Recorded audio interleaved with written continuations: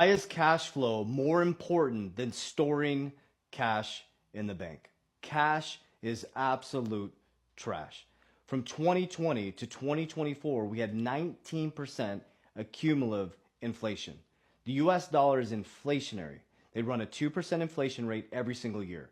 So if you don't get a raise that's above the 2% inflation rate, you're losing money every single year. So think about this. You work really hard, you trade time away from your family, you trade energy, and you get paid in someone else's debt. So why on earth would you store cash in a bank where they're lending to the next person, which is someone else's debt? Think about that for just a moment. What you need to learn is cash flow.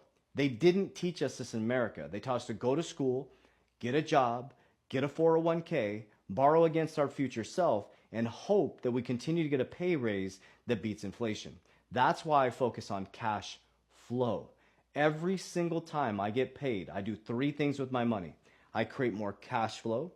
I put it into deflationary assets that are opposite of the US dollar, which is inflationary, or I put it into something that I can leverage. So what are some examples of cash flow? You can focus on cash generating businesses, side hustles. You could do dividend ETF strategies. You can do dividends. There's different things within certain asset classes where you could stake it to get interest income.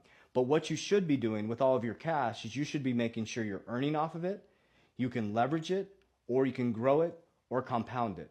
I don't store any of my cash somewhere where they can use my money to lend it to the next person. So you don't need a bunch of cash, you need cash flow.